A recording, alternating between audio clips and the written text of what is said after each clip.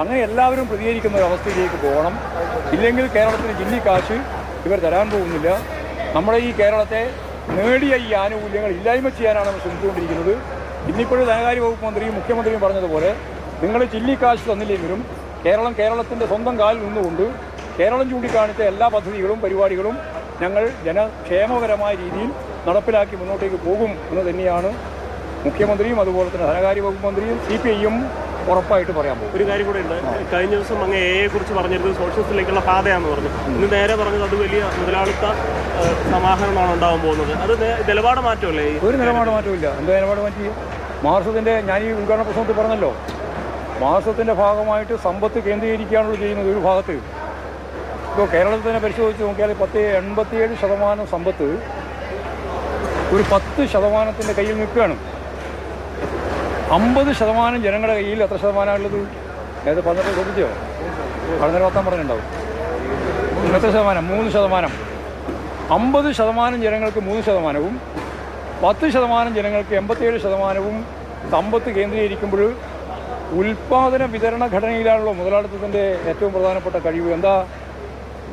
ഉൽപ്പാദനോപാധികളുടെ സ്വകാര്യ ഉടമസ്ഥതയാണ്. ഈ AI സംവിധാനം മുഴുവൻ ആരുടെ കയ്യിലാണ് വരിക? നമ്മുടെ നാട്ടിലെ കർഷകത്തൊഴിലാളിൻ്റെ കയ്യിലാണ്, കൃഷിക്കാരൻ്റെ കയ്യിലാണ്, കടത്തറക്കാരൻ്റെ കയ്യിലാണ്. ആരുടെ കയ്യിലാണ് വരിക? എല്ലാം വരുന്നത് ഈ ഉൽപ്പാദനോപാധികളുടെ സ്വകാര്യ ഉടമസ്ഥത മുഴുവൻ വരുന്നത് ഈ കുത്തക മുതലാളിമാരുടെ കയ്യിലായിരിക്കും. ആ കുത്തക മുതലാളിത്തത്തിൻ്റെ ഭാഗമായിട്ട് 60%-ലധികം തൊഴിലില്ലായ്മയും മനുഷ്യരുടെ ഈ വാങ്ങൽ കഴിവ് ശേഷി പൂർണ്ണമായിട്ട് ഇല്ലാതാവുകയും ചെയ്താൽ പിന്നെ എന്തായിരിക്കും രാജ്യത്തിൻ്റെ സ്ഥിതി? പൂർണ്ണാത്മകമായി അന്നേ പറഞ്ഞത് തന്നെയാണ്. അത് ഞാൻ സംശയം തള്ളതെന്ന്. ഇങ്ങനെയുള്ള ഒരു സംഘർഷാത്മക രൂപം വന്നതുകൊണ്ടാണ് മാർക്സ് സോഷ്യലിസത്തിലേക്കുള്ള യാത്രയിൽ അധ്വാനിക്കുന്ന വർഗം അതിശക്തിയായി ഈ ഭരണകൂട വ്യവസ്ഥയെ തന്നെ തട്ടിമാറ്റി പുതിയ രീതിയിൽ മുന്നോട്ടേക്ക് പോകുമെന്ന് കമ്മ്യൂണിസ്റ്റ് മാനിഫെസ്റ്റോയിൽ പറഞ്ഞത്. നിങ്ങളെല്ലാവരും ഒന്നുകൂടി കേൾക്കും. കമ്മ്യൂണിസ്റ്റ് മാനിഫെസ്റ്റോ വായിക്കാൻ നോക്കും. ഇത്രയും ഇനി ആർക്കാ വ്യക്തതയില്ലാതെ വൈരുദ്ധ്യം കൂടും. വൈരുദ്ധ്യം അതിശക്തിയായിട്ട് കൂടും. അത് ഇന്നല്ലെങ്കിൽ നാളെ ചർച്ച ചെയ്യും. നിങ്ങൾക്ക് ഇപ്പം ചർച്ച ചെയ്യാൻ സാധിക്കുന്നില്ല. കാരണം അതിൻ്റെ ഒരു വ്യക്തത നിങ്ങൾക്ക് വരുന്നില്ല. ഞങ്ങൾക്ക് മാസത്തിന് നല്ല 60% തൊഴിലില്ലായ്മ വരുമെന്നാണ് പറയുന്നത്. 5% തന്നെ തൊഴിലില്ലായ്മ വന്നാൽ ഗുരുതരമായ പ്രതിസന്ധിയാണ്.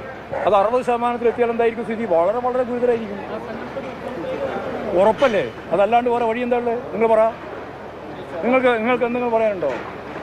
60% ജനങ്ങൾക്ക് തൊഴിലില്ലാതാകുക, വാങ്ങൽ ശേഷി എന്ന് പറയുന്ന സാധനം ഇല്ലാതിരിക്കുക. കാരണം തൊഴിലില്ലാതിരിക്കുമ്പോൾ ഇവർ എവിടുന്ന വാങ്ങുക?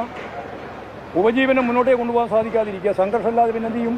വർഗസമരത്തിലൂടെ നിലനിൽക്കുന്ന സമ്പദ് വ്യവസ്ഥയെ മാറ്റാതെ ലോകത്ത് ഒരു രാജ്യത്തും മുന്നോട്ടേക്ക് പോകാൻ കഴിയാത്ത സാഹചര്യം വരുന്നതിനുള്ള ഒരു ഇടവഴിയാണ് AI ഉൾപ്പെടെ എന്നാണ് ഞാൻ പറഞ്ഞത്.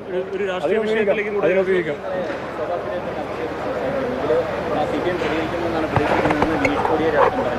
അല്ല, ഞങ്ങൾ CPIM-ൻ്റെ സമ്മേളനങ്ങളുടെ എല്ലാം നഗരയുടെ പേര് സഖാവ് കോടിയേരിയുടെ പേരാണ്. കോടിയേരി കേരളത്തിലെ കമ്മ്യൂണിസ്റ്റ് പ്രസ്ഥാനത്തിന് നൽകിയ സംഭാവന എന്ന് പറയുന്നത് അതുല്യമായ രീതിയിലുള്ള സംഭാവനയാണ്. അത്തരത്തിലുള്ള ഒരാളെ മഹാത്മാഗാന്ധിയെ അധിക്ഷേപിക്കുന്ന RSSൻ്റെ BJPയുടെ നിലപാടിനോട് ഒപ്പം നിന്ന് പോകുന്ന RSSകാരെ പറ്റി വേറെ എന്താ പറയാനുള്ളത്? അതിലൊന്നും യാതൊരു കാര്യമില്ല. കാരണം മഹാത്മാഗാന്ധിയല്ല സ്വാതന്ത്ര്യ സമര പോരാളി. ആരാ? സവർക്കറാണ് എന്ന് പറയുന്ന RSSകാരോടും BJPക്കാരോടും വേറെ എന്ത് പറയാനാ?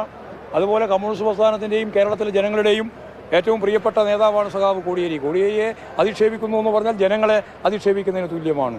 അതിലൊന്നും ഒരു BJPയും രക്ഷപ്പെടാൻ പോകുന്നില്ല. അതിൻ്റെ അകത്ത് കൃത്യമായ കാര്യം ചരിത്രപരമായിട്ട് തന്നെ പരിശോധിച്ചാൽ പറയാൻ സാധിക്കുന്നതേ ഉള്ളൂ. അത് പറയുക എന്ന് മാത്രമേ ഉള്ളൂ. ഇല്ല, തീരുമാനമായിട്ടില്ല. അത് സംബന്ധിച്ച് ആലോചിക്കണം എന്നുള്ളത് തന്നെയാണ്.